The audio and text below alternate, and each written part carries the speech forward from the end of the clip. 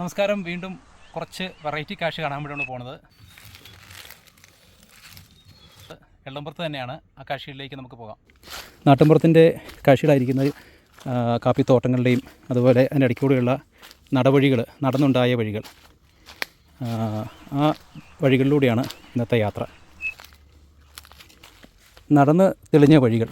ഇതൊരു പക്ഷേ അധികമാർക്കും പിന്നീട് തലമുറകളായിട്ട് പകർന്നു കൊടുക്കാൻ സാധിക്കാത്ത വഴികളും പിന്നെ നടന്ന വഴികളൊക്കെ മറഞ്ഞ് പോകുന്നതുമാണ് കാലത്തിൻ്റെ കുത്തൊഴുക്കിൽ.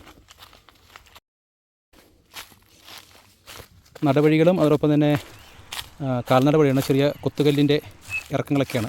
അതിലൂടെയാണ് കരികലിക്ക് മുകളിൽ യാത്ര.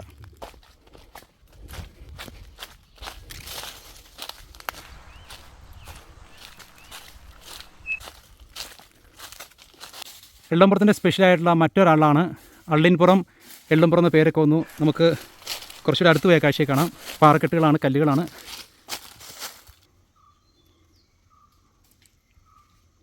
അപ്പോൾ നമ്മൾ ഓർപ്പിച്ചുകൊണ്ട് എള്ളംപുറത്തിൻ്റെ ഒരു സവിശേഷം വരെ ആളാണ്. ഒരു മാസ്റ്റർ ബെഡ്റൂമിൻ്റെ വലിപ്പമുള്ള ഒരു അടിപൊളി ആള്. ഇത് നമുക്ക് കയറുന്ന അല്പം പ്രയാസമുണ്ട്. അല്പം വള്ളിയൊക്കെ പിടിച്ച് വേണം കയറാനായിട്ട്. അപ്പോൾ നമുക്ക് ആ കാഴ്ചയിലേക്ക് പോകാം. ഇവിടെ ഇങ്ങനെ കല്ല് കെട്ടിങ്ങനെ നിറഞ്ഞു നിൽക്കുന്ന ഒരു ഭാഗമാണ്. ഇതിൽ കുറച്ച് മുമ്പോട്ട് പോയി കഴിഞ്ഞാൽ വള്ളിയുണ്ട്. ആ വള്ളിയെ കൂടെ പിടിച്ച് വേണം നമ്മൾ കയറാനായിട്ട്. അപ്പോൾ എൻ്റെ കവാടമൊക്കെ ഇവിടെ അടുത്ത് തന്നെയാണ്. ഇതാണ് കവാടം. നമുക്കത് കവാടം അവിടെ ചെന്നിട്ട് കാണാം. ഇതാണ് നമ്മൾ പറഞ്ഞ ഒരു നല്ലൊരു ഗുഹാമുഖമാണ്. ഇതിനകത്ത് ആൾക്കാരൊക്കെ പണ്ട് താമസിച്ചിരുന്നതാണ്. എന്തായാലും ആ ഉൾക്കാഴ്ച നമുക്ക് കാണാം. ഒന്ന് കയറട്ടെ. അപ്പോൾ ഇത്തിരി പ്രയാസമാണ് കയറാനായിട്ട്. വള്ളിയൊക്കെ പിടിച്ചു വേണം കയറാൻ. കയറിക്കഴിഞ്ഞാൽ ഒരു നല്ലൊരു രസമാണ്. ഒരു ആർച്ച് പോലെയാണ് ഇതിൻ്റെ മുഖമെന്ന് പറയുന്നത്.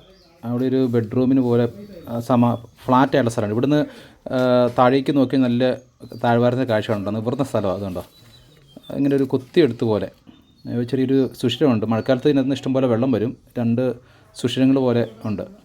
മഴക്കാലം നല്ല ഉറവയായിരിക്കും. ഇതുണ്ടോ കറക്റ്റ് ഒരു ആർച്ച് പോലെ തന്നെ. അത്യാവശ്യം നല്ല വലിപ്പമുണ്ട്. ഇത് നമുക്ക് അങ്ങനെ ആക്സസ് ആയിട്ട് പെട്ടെന്ന് വന്ന് കയറാൻ പറ്റത്തില്ല. കാരണം ഇത് മറ്റൊരു സ്വകാര്യ പറമ്പിൽ കൂടെയൊക്കെ വന്ന് കയറണം.